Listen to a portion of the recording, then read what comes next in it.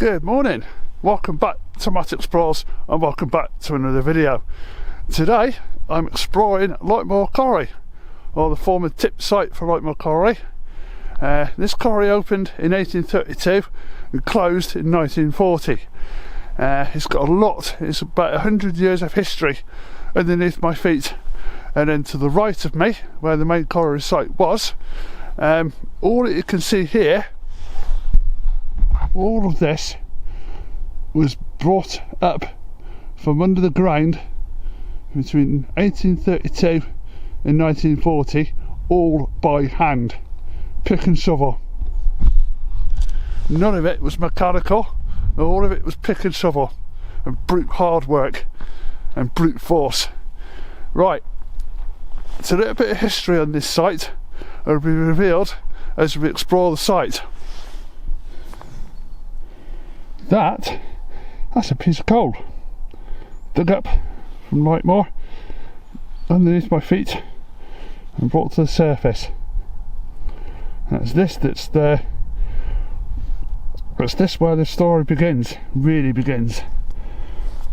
Between 1832 and 1854 work started on this site, and it was not until 1846 where the first coal was struck. This stuff, okay? It's this stuff they were after. It's not steam coal that was brought out this site, it was house coal, and it held the record for the most output in the Dean pit. Throughout the whole of the Forest of Dean, there were a few big pits in the forest. It was LightMoor Colliery that held the record. This stuff. After the 4 shafts were sunk and the first coal was struck, by 1858 this place was raising 86,500 tonnes of coal a year, all by hand, pick and shovel, and all of this had to be got rid of before they could strike and win coal. Now this place is huge.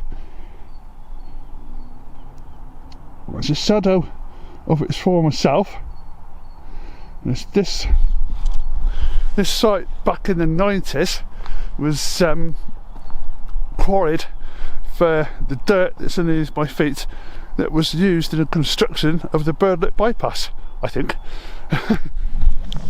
By 1898 this place broke the record for the most output of coal in any Forest of Dean coal mine, and there were a few big pits, but it was this place, LightMoor Colliery, that broke the record for the most output of coal, all by hand, as we keep saying.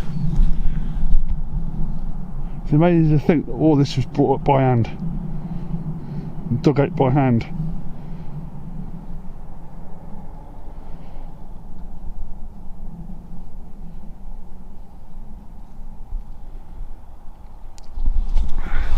Now, apparently there were stables underground, there was blacksmiths underground. It was one very well put together and thought of pit, was this one. All was the brainchild of Henry Chorsley, I think. I'll put their name in the editing, but Henry Chorsley was this best known pit. And with that record breaking output of coal, this place employed 594 men and boys underground and 110 above ground, and as we said previously, it had 4 shafts and they were later sunk to 936 feet. Now the deepest pit in the Forest of Dean. Just come to the top of the biggest slag heap or tip, and just there's a bit of rail, and that one there is another bit of rail buried and amongst the dirt and the muck. Fascinating. Just zoom in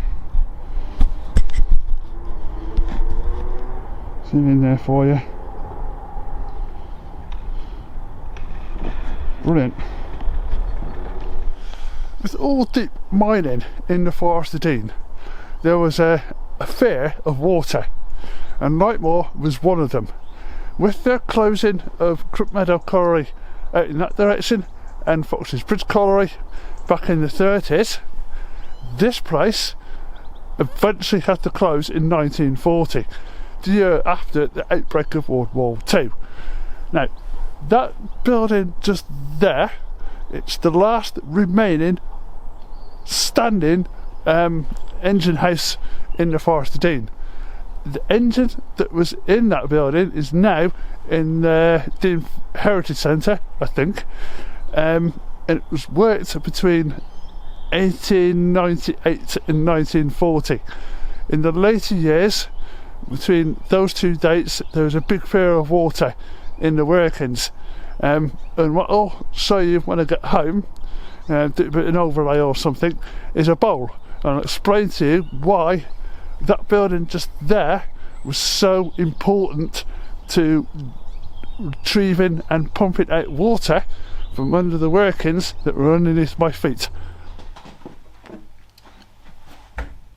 Hello, right, going back to what I was saying, LightMoor Colliery, I've got a bowl, okay, and in this bowl is nothing, okay, until I do this. Bowl with a piece of coal. Now, the piece of coal is to represent the Forest of Dean coalfield, and the reason why there was such a fear of water is because one reason: it's in a bowl shape. Okay, billions of years before coal mine was ever invented and discovered in the Forest of Dean, all the coal and all the nasty gases represented with coal mining escaped, okay, escaped round the bowl, and it escaped from any existence apart from one, and that was black damp or bad air. That was one of the major killers in the Forest of Dean, and also was water. Okay, now the deeper the deeper they went, the more risk they have of water. The piece of coal in the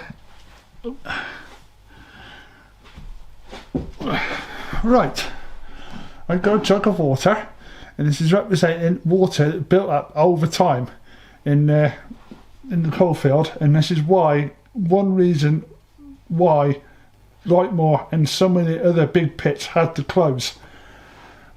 All, if not most of the coal seams were all at a 45-degree angle, all chasing the rim of the bowl.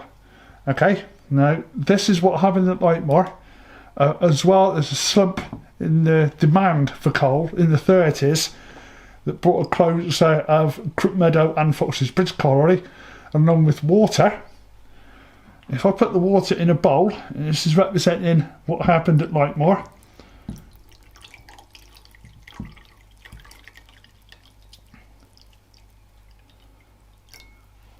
And this is why the engine house was under so much pressure to pump water out of the workings away from the coal, so the miners could win the coal to extract from the coal face to pit bottom to then to pit top. Yeah, so that's why there was so much problems in the Forest of Dean with water, because of the nature of the bowl shape in the Forest of Dean coalfield. Right, I hope that worked and I hope that made sense. We'll return now to LightMoor Colliery, and at the bottom of that 45-degree angle of that spile tip. Where I'm stood now is at the bottom of another one of those spile tips, and out that way, back when the colliery was active, would have been all sorts of activity, shafts, buildings, pit headgear, and all the sheer violence, the busyness and the noise and the dust in the summer, probably mud and cold in the winter where I'm filming now. But up that way, up there, it's on a 45-degree angle all the way up, just about, would have been a tramway, and that tramway ran down that way and into the colliery site, that way, and again up there.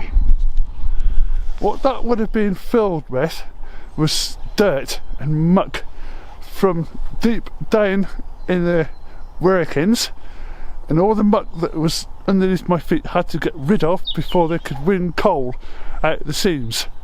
Okay, there we go. Where I'm stood now is more or less where that black and white fading image is. You can see the pumping house, the chimneys, and almost all that lot, there you go, and almost all that lot of the shafts, as we keep saying, it went down to a depth of 936 feet. And just there would have been the tramway, or the rails, up to the top of the spile tip, where carts full of dirt would have gone up, tipped, back down into the workings, filled up, and then repeated as you go along. As this coal mine grew, the value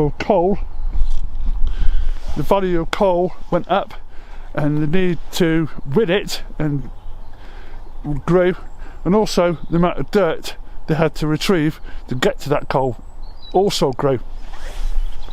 From exploring LightMoor Colliery and the outskirts of the Colliery, I'll see you again in another video.